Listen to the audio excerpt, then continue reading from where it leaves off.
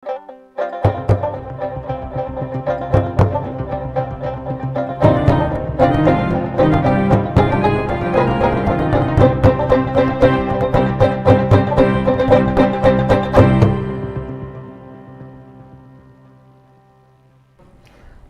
আপনারা দেখছেন news now. আমি রয়েছি আপনাদের সাথে মীনাক্ষী। চোখ রাখছি এই মুহূর্তের সংবাদে। প্রধানমন্ত্রী একতা মলের আনুষ্ঠানিক ভূমি পূজন করলেন মুখ্যমন্ত্রী ডাক্তার মানিক সাহা। বৃহস্পতিবার হাপানিয়ায় পুরনো জুট মিল প্রাঙ্গণে হয় এই ভূমি পূজন।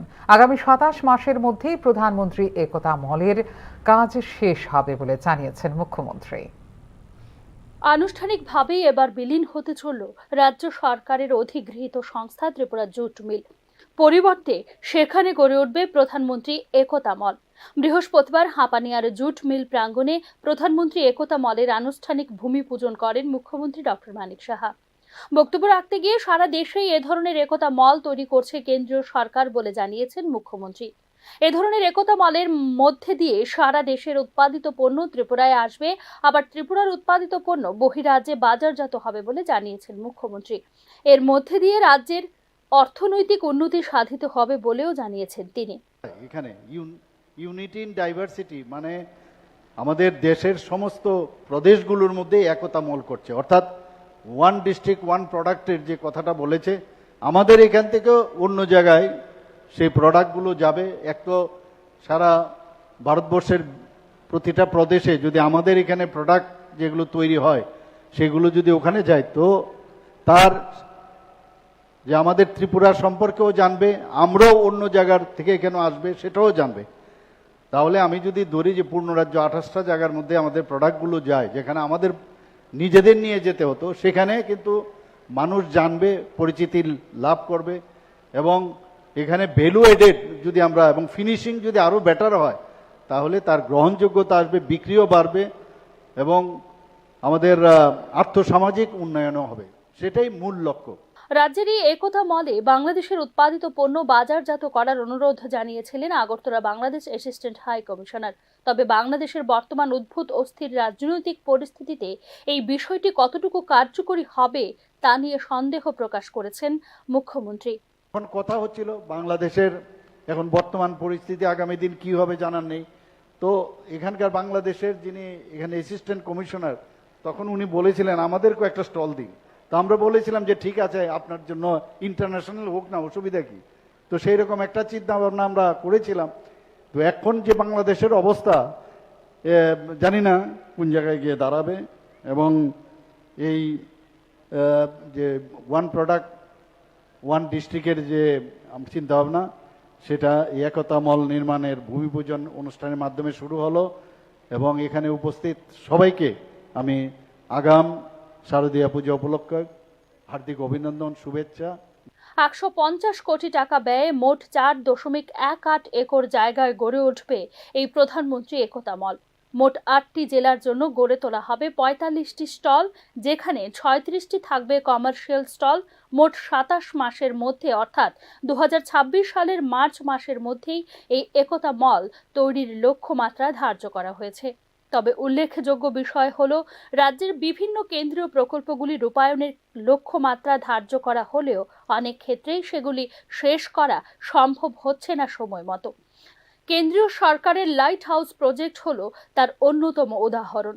সর্বশেষ গত এপ্রিল মাসেই লাইট হাউস প্রকল্পের কাজ শেষ করে তা সংশ্লিষ্টদের হাতে তুলে দেবার সিদ্ধান্ত নিয়েছিল রাজ্য সরকার, যা পরবর্তী সময়ে সম্ভব হয়নি বাস্তবায়ন। স্বাভাবিক কারণেই এবারের এই কেন্দ্রীয় প্রকল্প সঠিক সময়ে বাস্তবায়নের উপর গুরুত্ব দিয়েছেন মুখ্যমন্ত্রী doctor Manik Saha. Bureau report, news now. বিভিন্ন ইস্যুতে রাজ্য সরকারকে নিশানা করে বৃহস্পতিবার আগরতলায় প্রতিবাদী মিছিল ও সভা করল সিপিআই। আয়োজিত সভায় একাধিক বিষয় নিয়ে রাজ্য সরকারের সমালোচনা করেন জিতেন্দ্র চৌধুরী। আগরতলায় রবীন্দ্র শতবার্ষিকী ভবনের সামনে থেকে বের করা হয় সিপিআইএম এর মিছিল। শহরের বিভিন্ন পথ পরিক্রমা করে মিছিলটি। দলের কর্মসূচিতে প্রাক্তন মুখ্যমন্ত্রী মানিক সরকার, নারায়ণ কর সহ উপস্থিত ছিলেন একাধিক শীর্ষ স্তরের নেতাকর্মীরা। পরে দলের পক্ষ থেকে আয়োজিত সভায় রাজ্যের বিজেপি সরকারের কঠোর সমালোচনা করে বক্তব্য রাখেন দলের রাজ্য সম্পাদক জিতেন্দ্র চৌধুরী। আইন শৃঙ্খলা ও বেকারদের কর্মসংস্থানের ক্ষেত্রে রাজ্য সরকার চরম ব্যর্থতার পরিচয় দিয়েছে বলে অভিযোগ করেন তিনি। গ্রামীণ এলাকার উন্নয়ন মুখ থুবড়ে পড়েছে বলে অভিযোগ করেন জিতেন্দ্র চৌধুরী। শোনা যাক বিজেপিকে আক্রমণ করে কি বক্তব্য রাখলেন সিপিআইএম এর সম্পাদক। নারীর ইজ্জত সুরক্ষিত না কেন? কারণ এই সরকার জনজীবনে ক্ষমতায় টিকে থাকার জন্য, ক্ষমতা দখল করার জন্য, এটা লোকসভা হোক, এটা বিধানসভা, বেকারদের কর্মসংস্থানের জন্য অবিলম্বে সমস্ত শূন্য পদে নিয়োগ প্রক্রিয়া শুরু করার জন্য সরকারের কাছে দাবি জানান জিতেন্দ্র চৌধুরী। রেগায় 200 দিনের কাজের ব্যবস্থা করা ও দৈনিক মজুরি 600 টাকা করতে হবে বলেও দাবি রাখেন তিনি। এই ত্রিপুরাজ্যের ক্ষমতা তারা ভোগ করছেন, অর্থাৎ অপরাধীদের হাত ধরে, অপরাধীদের ধারা আজকে ত্রিপুরাজ্যের সরকার, কাজে সেই জায়গায় এই অপরাধীদেরকে ধরার জন্য তাদের কোনো সেখানে উদ্যোগ নেই। বিশেষ করে আইন শৃঙ্খলার ইস্যুতে সরকারকে কড়া সমালোচনা করেন জিতেন্দ্র চৌধুরী। অভিযোগ করেন এই সরকারের আমলে অপরাধীরা নির্বিবাদে ঘুরে বেড়াচ্ছে। ব্যুরো রিপোর্ট, নিউজ নাও। এদিকে আইন শৃঙ্খলা ইস্যুতে বিরোধী সিপিআইএমের ডাকা প্রতিবাদ মিছিলের পরেই পাল্টা মিছিলের ডাক দিল শাসক বিজেপি। মিথ্যাচার এবং ষড়যন্ত্রের মাধ্যমে রাজ্যে অশান্তির পরিবেশ তৈরি করা চক্রান্ত করছে সিপিআই। এই অভিযোগে শুক্রবার পাল্টা মিছিলের ডাক দিল বিজেপি। ত্রিপুরা শারদ উৎসবের প্রাক মুহূর্তে রাজনীতির পারদ চড়ল কয়েক গুণ। আইন শৃঙ্খলা ইস্যুতে মিছিল এবং পাল্টা মিছিলে জোর চর্চা চলছে বিরোধী এবং শাসক দলের মধ্যে। বৃহস্পতিবার নারী নির্যাতন, আইন শৃঙ্খলা, দুর্নীতি, মূল্যবৃদ্ধি সহ একাধিক ইস্যুতে শাসক দল বিজেপি এবং ত্রিপুরা সরকারকে যখন চাঁচা ছোলা ভাষায় বিঁধছিলেন মানিক সরকার, জিতেন্দ্র চৌধুরীরা, ঠিক তখনই সিপিআইএমের অশান্তি সৃষ্টির অপচেষ্টার বিরুদ্ধে শুক্রবার পাল্টা মিছিলের ডাক দিল ত্রিপুরা প্রদেশ বিজেপি। শুক্রবার রবীন্দ্র ভবনের সামনে থেকে পাল্টায় মিছিলের ডাক দিল বিজেপি। বিশেষ করে আইন শৃঙ্খলা ইস্যুতে শারদ উৎসবের আগে সরগরম পরিস্থিতির কারণে জোর জল্পনা রাজনৈতিক মহলেও।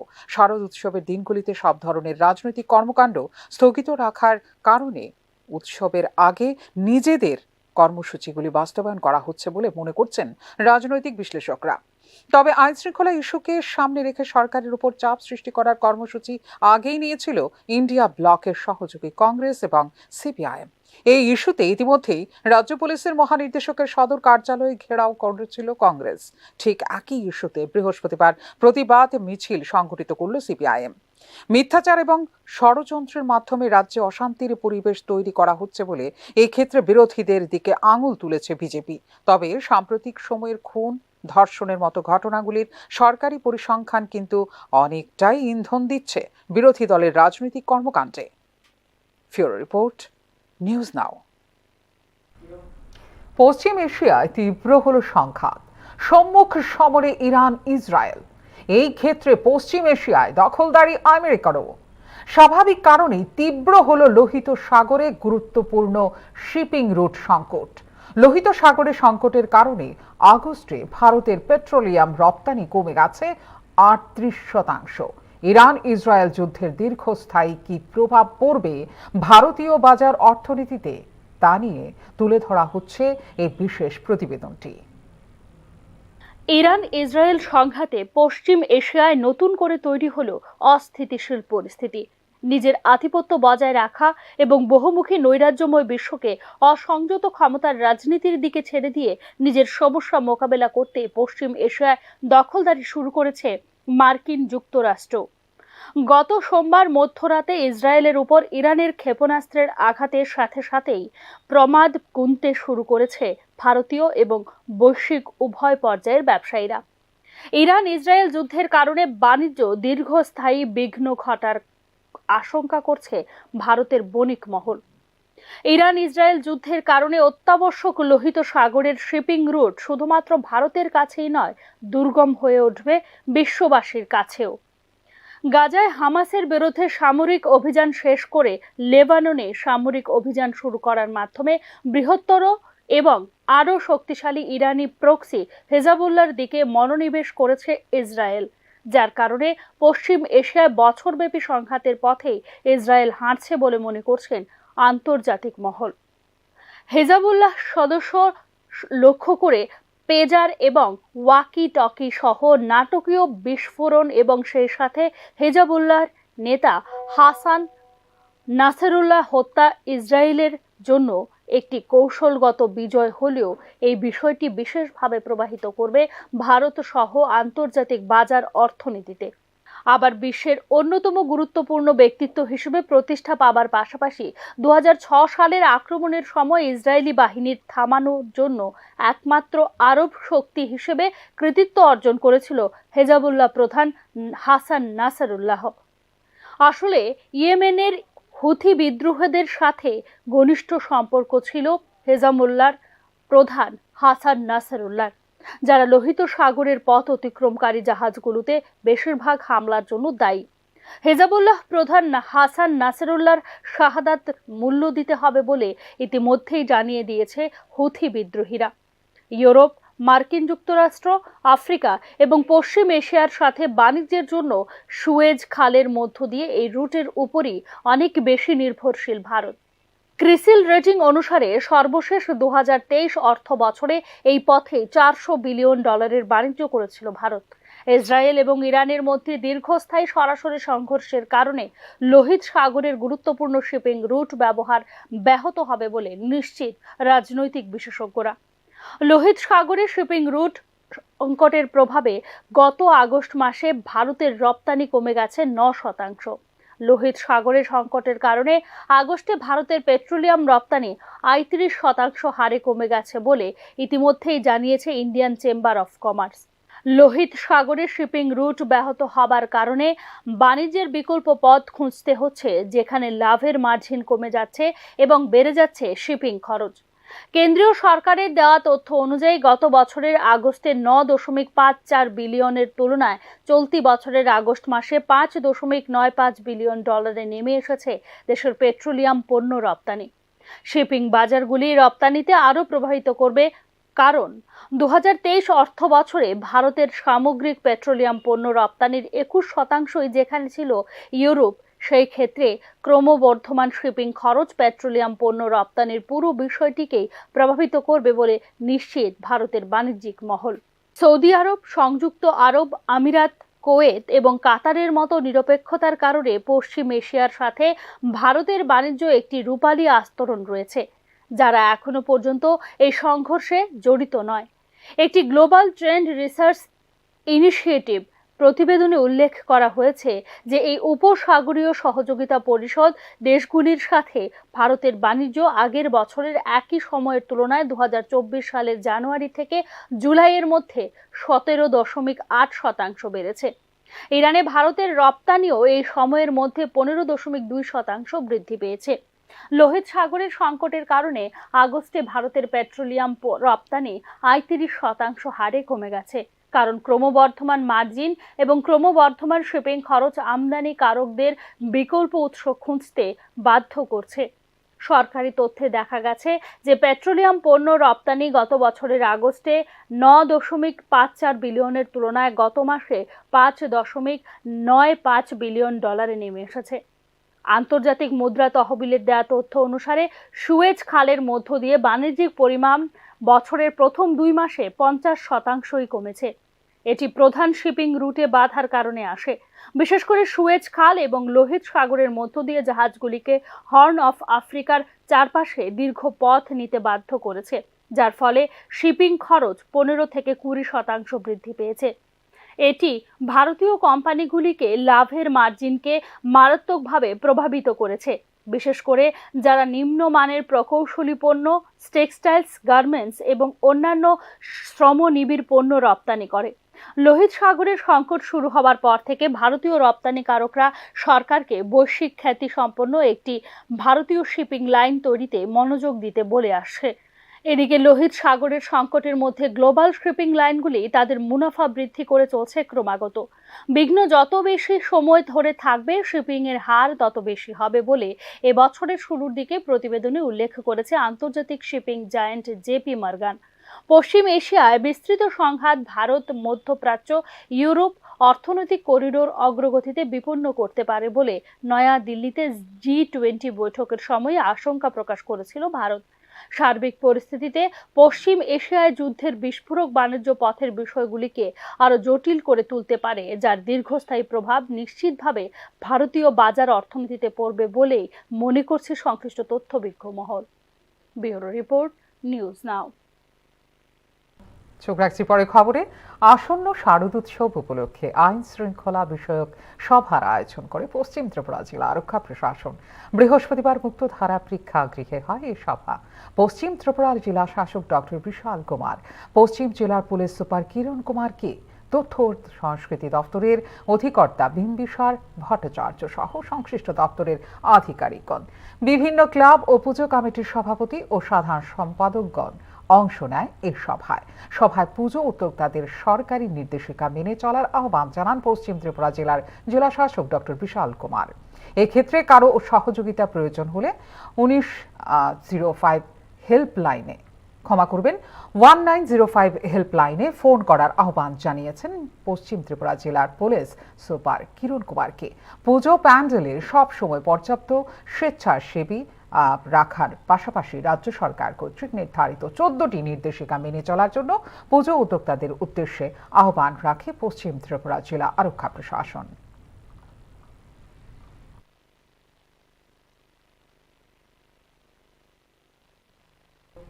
এদিকে ধলাই জেলার ছৈরেংটা প্রাথমিক স্বাস্থ্য কেন্দ্রে রোগীদের ঠিকমতো চিকিৎসা পরিষেবা দেওয়া হচ্ছে না বলে অভিযোগ করলেন স্বাস্থ্য কেন্দ্রে চিকিৎসা পরিষেবা নিতে আসা এক রোগীর পরিবার।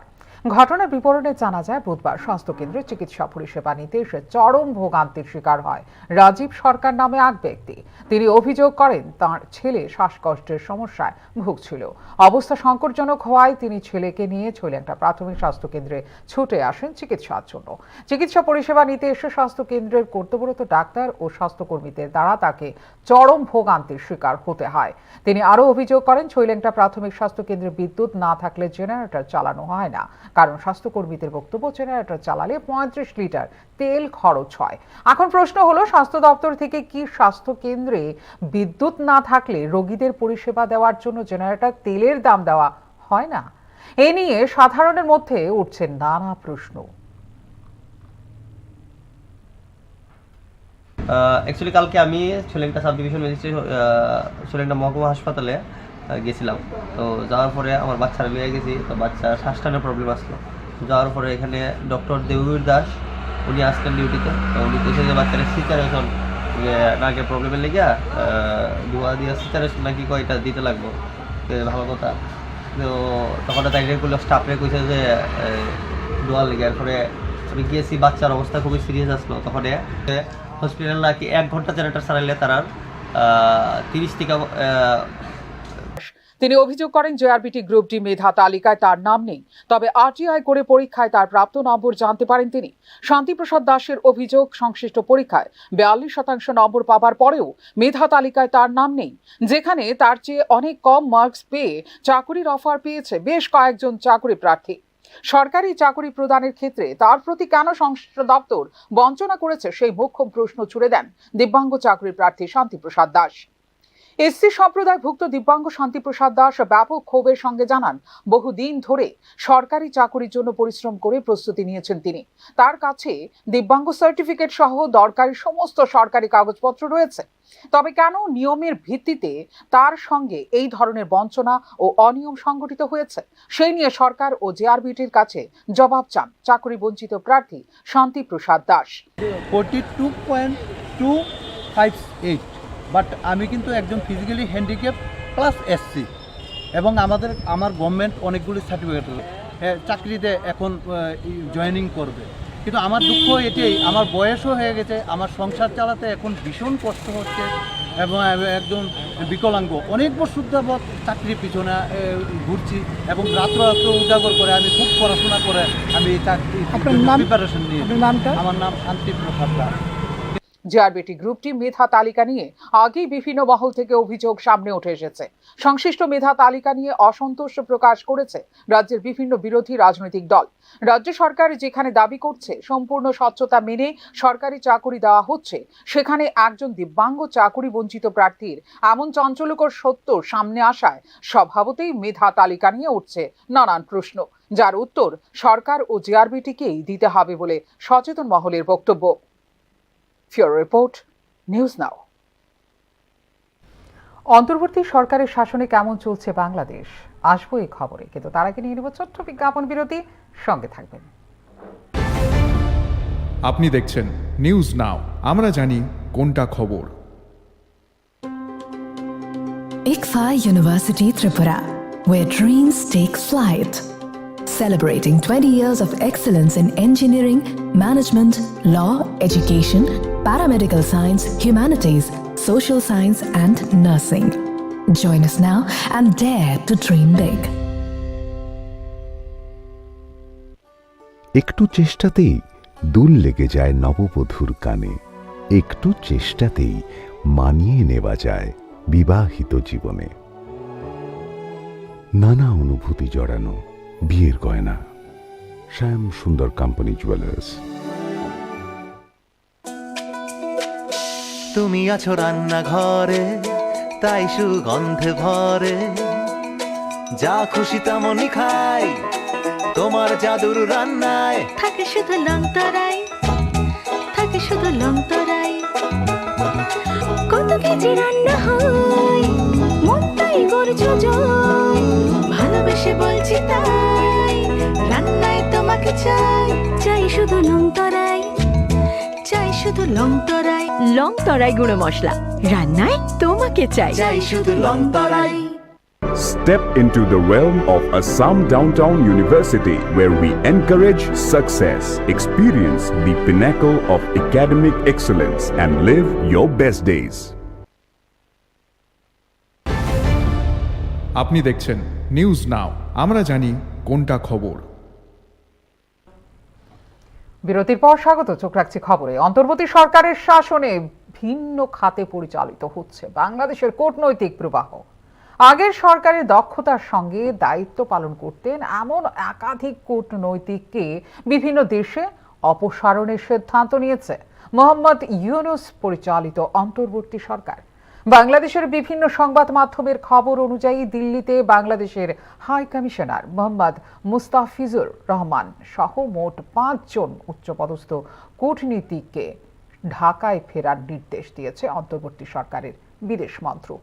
সম্প্রতি এমনই আরেক ঘটনায় আমেরিকায় দায়িত্বরত হাই কমিশনারকে বদল করে ঢাকায়।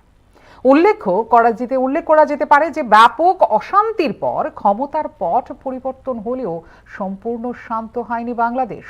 প্রতিবেশী দেশের পরিস্থিতির উপর তীক্ষ্ণ নজর রাখছে ভারত। এই পরিস্থিতিতে কূটনীতিকদের অপসারণের সিদ্ধান্ত বিশেষ ইঙ্গিতবাহী বলে মনে করছে সংশ্লিষ্ট মহল।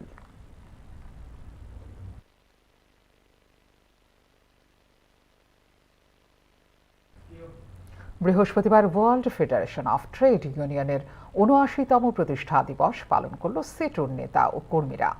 অনুষ্ঠানে উপস্থিত ছিলেন সিটু নেতা মানিক দে, সাধারণ সম্পাদক শঙ্কর প্রসাদ দত্ত, নেতা সমর চক্রবর্তী সহ অন্যান্যরা। অনুষ্ঠানে বক্তব্য রাখতে গিয়ে সিটু নেতা মানিক দে জনগণকে বর্তমান পুঁজিবাদ ও সাম্রাজ্যবাদের বিরুদ্ধে আন্দোলন গড়ে তুলে সমাজতন্ত্র প্রতিষ্ঠার আহ্বান জানান। তিনি আরো বলেন, সমাজতন্ত্রই একমাত্র বিকল্প যা মানুষকে রক্ষা করতে পারে। সারা বিশ্ব ঘুরে বেড়াবে, কেউ তাকে বাধা দিতে পারবে না। লুটপাট করবে, শোষণ করবে, অত্যাচার করবে, নিপীড়ন করবে, মানুষকে ঠকাবে। ত্রিপুরা রাজ্য শিশু সুরক্ষা কমিশনের পক্ষ থেকে আগরতলা শহীদ ভগৎ সিং যুব আবাসে এক কর্মশালা অনুষ্ঠিত হয়। এই কর্মশালায় juvenile justice act and child লেবারের ওপর আলোচনা করা হয়। এই কর্মশালায় উপস্থিত ছিলেন প্রাক্তন বিচারপতি এস জি চট্টোপাধ্যায়, সমাজ কল্যাণ ও সমাজ শিক্ষা দপ্তরের অধিকর্তা তপন দাস, রাজ্য শিশু সুরক্ষা কমিশনের চেয়ারপারসন জয়ন্তী দেববর্মা, মেম্বার চামেলি সাহা সহ অন্যান্যরা। অনুষ্ঠানে বক্তব্য রাখতে গিয়ে কমিশনের চেয়ারপারসন জয়ন্তী দেববর্মা বলেন যে আমাদের সমাজে শিশুরা অনেক সময় না বুঝে অনেক অপরাধ করে ফেলে। 2016 সালের 15 জানুয়ারি থেকে ভারতে এই জুভেনাইল জাস্টিস অ্যাক্ট কার্যকর হয়, যার সম্পর্কে আমাদের স্পষ্ট ধারণা থাকা দরকার। বিভিন্ন বাচ্চারা বিভিন্ন অপরাধ করে, তো সেই বিষয়ে আমাদের পরিষ্কার একটি ধারণা থাকা দরকার সবার। সেগুলোকে আজকের এই বিশেষত এই ওয়ার্কশপে গুরুত্ব, কারণ আমরা জানি জুভেনাইল জাস্টিস অ্যাক্টের মাধ্যমে এটা 2015 সালে গঠিত হয়েছে এবং 2016 সালে 15 জানুয়ারি থেকে এতে কার্যকর হয়েছে।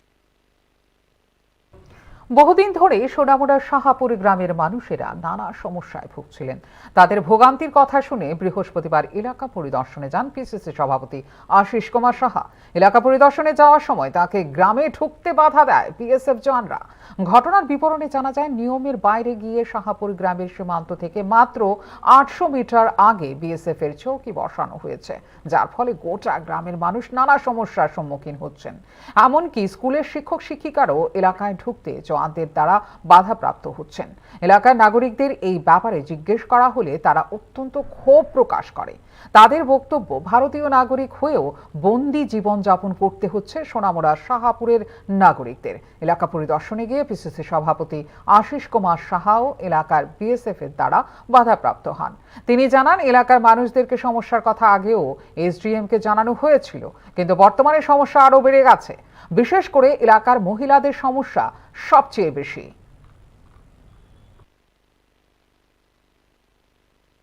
প্রায় 1.5 মাসের কাল পার হয়ে গেছে। সমস্যা দিন দিন আরও বৃদ্ধি পাচ্ছে। যাতায়াতের ক্ষেত্রে তাদের যেমন অসুবিধা হচ্ছে, বিশেষ করে ওই এরিয়াতে বিএসএফের যে মুভমেন্ট, এই মুভমেন্টে মহিলাদের ক্ষেত্রে যেমন তারা রাতের অন্ধকারে যখন তাদের প্রাকৃতিক কাজ করতে যায়, সেখানেও দেখা যায় বিএসএফের একটা অবজারভেশন থাকে। এদিকে গোপন খবরের ভিত্তিতে বৃহস্পতিবার এক মানব পাচারকারীকে গ্রেফতার করল আগরতলা রেলওয়ে পুলিশ।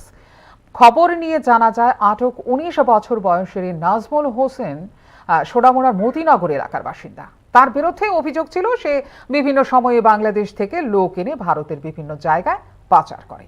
এই ব্যাপারে জিআরপিএফ এর এক আধিকারিককে জিজ্ঞাসা করা হলে তিনি জানান, আটক নাজমুল হোসেনের বিরুদ্ধে আগে থেকেই থানায় মামলা চলছিল। বিএসএফ এবং সোনামুড়া থানার সহযোগিতায় আগরতলা জিআরপিএফ এর সোনামুড়া থানাধীন মতিনগরের গিলামুড়া এলাকা থেকে তাকে গ্রেপ্তার করতে সক্ষম হয়।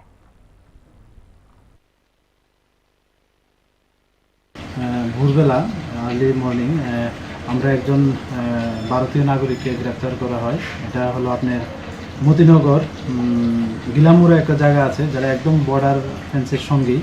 তো বিএসএফ এবং সোনামুড়া থানার সহযোগিতায় আমরা ওনাকে অ্যারেস্ট করি। উনি একটা আমাদের কেসের মামলার সঙ্গে যুক্ত হয়েছে, লিঙ্ক হয়েছে, পাওয়া গেছে, ওনার নাম এসেছে।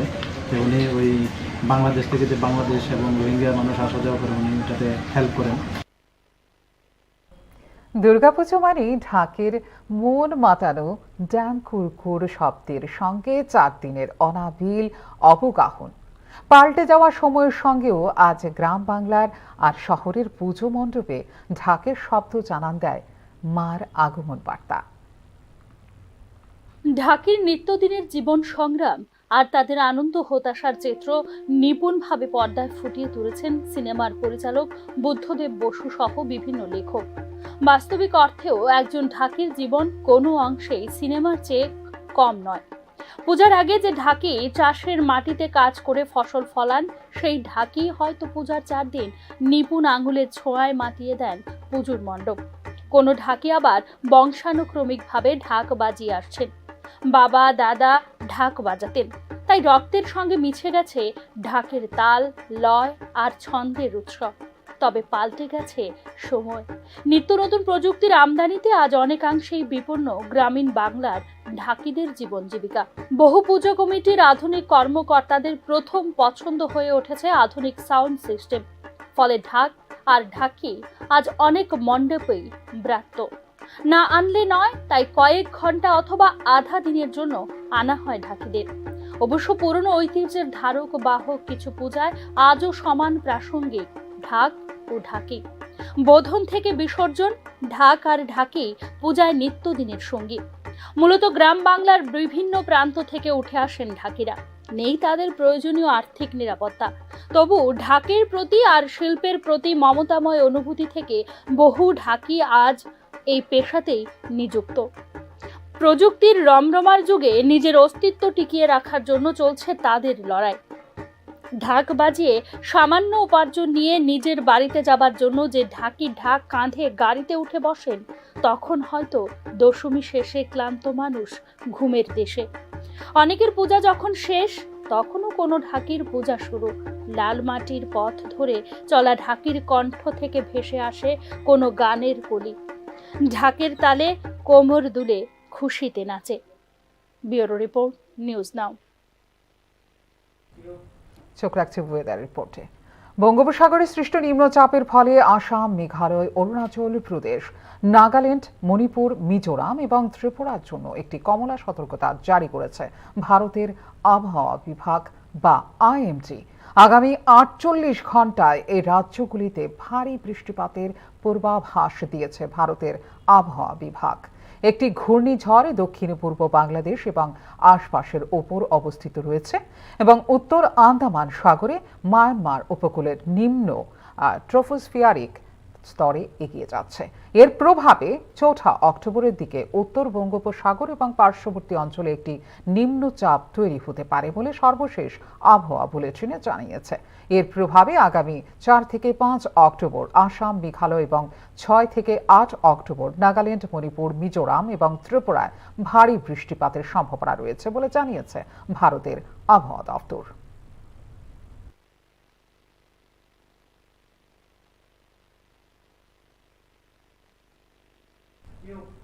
এখনকার মতো এই মুহূর্তের সংবাদ এই পর্যন্ত। অন্যান্য আপডেটস দেখার জন্য অবশ্যই নজর রাখতে হবে নিউজ নাওয়ের পর্দায়। শুভরাত্রি।